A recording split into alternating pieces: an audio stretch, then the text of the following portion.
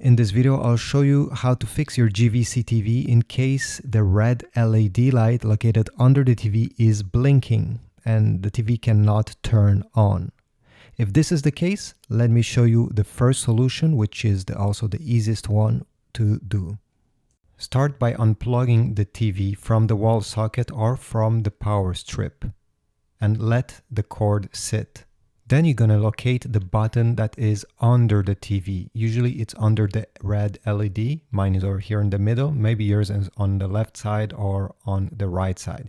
You see, if I zoom here, you can see there's definitely a button right there. And I want you to press that button during 1 minute. Although the TV is not plugged, this will drain the remaining power from it. So keep this button pressed during a full minute. Then go ahead and release it. Now, before plugging back the TV, I suggest you wait 5 minutes. Do not touch anything, just let it sit. After that, after 5 minutes, you can plug it back. But I suggest you do not use a power strip like this one, or maybe yours has a surge protector. Try plugging the TV directly into the wall socket instead. Sometimes those power strips can be the issue. So this is why we're doing this. We just eliminate one of the possible cause of your red light flashing. And now it's time to turn on your TV. Turn it on using the power button located under the TV. Do not use the remote control. Hopefully this will solve your issue and you'll be good to go. If this didn't work and your TV still has that red LED flashing and nothing is happening, well, unplug the TV from the wall socket again. On the back of the TV, unplug every single HDMI devices and cable that are connected. Here I have a Chromecast, but maybe you have a Roku TV, an Apple TV, PlayStation, whatever. Just unplug everything. After doing this, go ahead and connect the TV back into the wall socket, turn it on, and see if it works. If it works, connect back each HDMI cable one by one. So connect one, then check and see if the TV is still working, then connect the second one. This way you're gonna find the one that is causing an issue.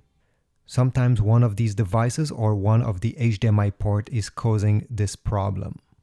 If nothing changed and the TV still has that red LED blinking, I suggest you take the remote control of the TV and all the other remote controls from the other devices that are connected to your TV. So a Roku stick, Chromecast, again, maybe your Apple TV remote control.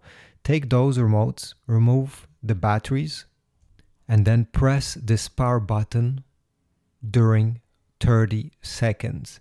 Again, this is just so we drain all the remaining energy from the remote control. After 30 seconds, remove your finger, and I suggest you press very hard on each button because sometimes one of these buttons has some residue, some dust, some dirt that is trapped under it, and if one of these buttons is not making contact properly, it can affect the whole remote control. So go ahead, press very hard just to try to dislodge whatever was stuck.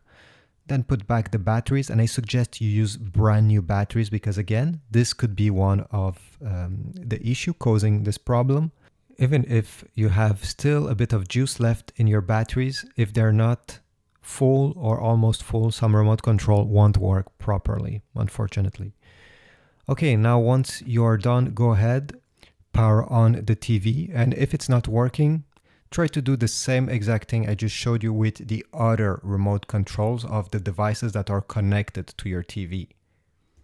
Now, if nothing is working that I just showed you, the problem could be a hardware problem where you cannot simply fix it without opening the TV. There's many different components making a TV, and many of them, when they're failing, can cause this red blinking LED.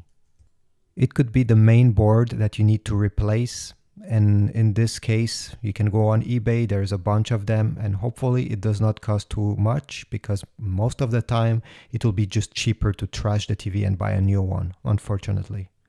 It can also be the power board that has failed.